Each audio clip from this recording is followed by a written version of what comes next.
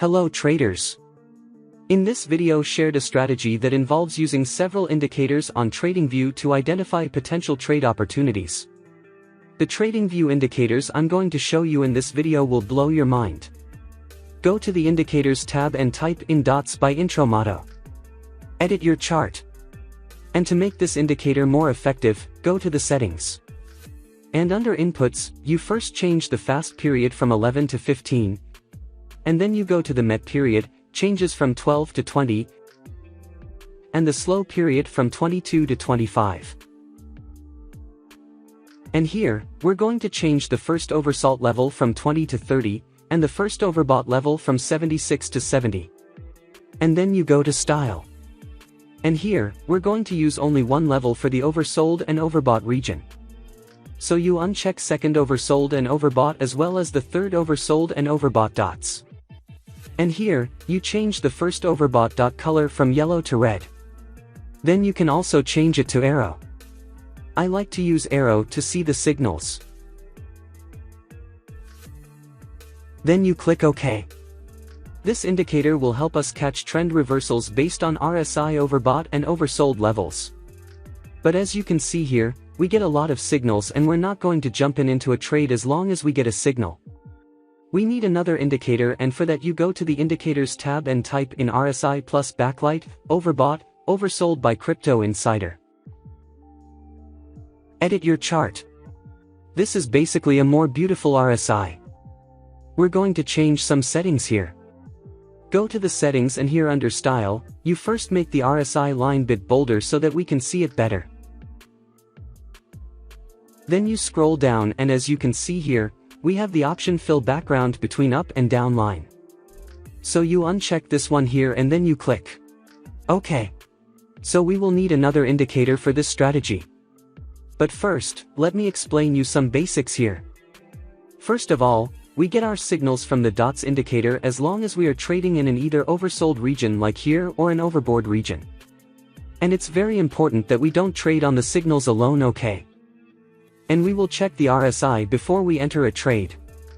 For example, if we get here a potential trend reversal to the upside, we will wait for the RSI to cross the oversold level, which is 30 here in this case, and then we can enter the trade.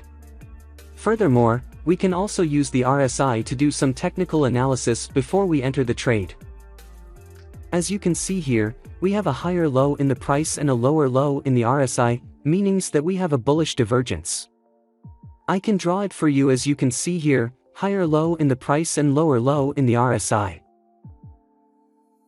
This is a bullish divergence, meaning that the price is likely to go to the upside. If we do this, we make our trades even more accurate. If we would open a trade right here after the signal, we would have the potential of. So we set our stop loss in the latest swing low, which would be right here. And then we target the next level of support and resistance. I will show you another indicator later on. As you can see, we have here potential profit for more than 6% on the next leverage, more than 60%, which is really a good trade. And I found a nice another indicator which is awesome and will make our strategy even improve.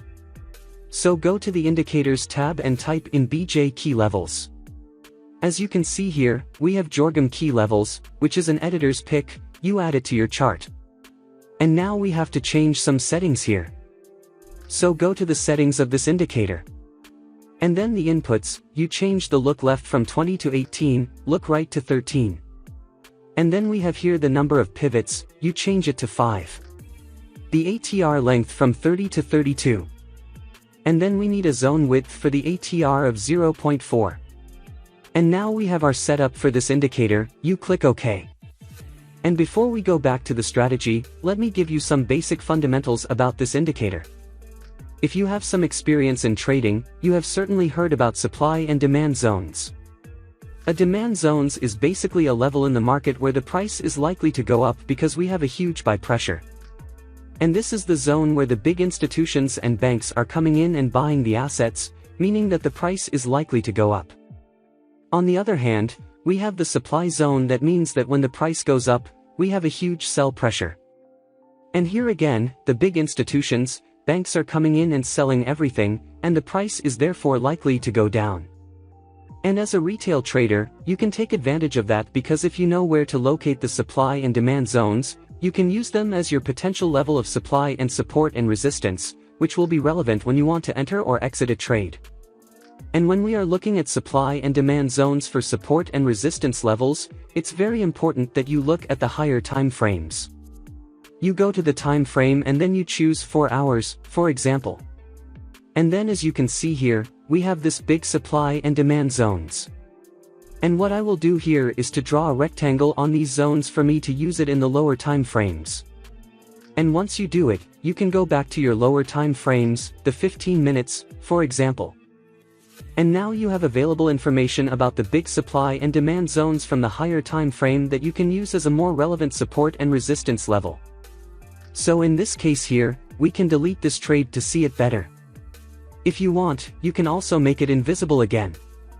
Now you have here the relevant levels of supply and demand from the higher time frames, and I would definitely consider it as my relevant level of resistance because as you can see here, the price goes up and seems we have here a big supply zone. The price is very likely to go down. Furthermore, we also come into the overbought region from the RSI. As you can see here, we have a lower high in the RSI and a higher high in the price. In this case here, we have a bearish divergence, so the price is very likely to go down and then you can choose to either target the next level of demand or you can also, if it's too far away, you can also choose another level.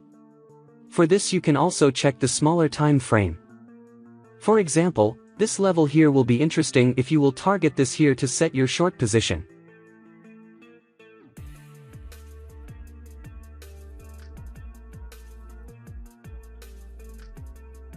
That's it for the video, guys.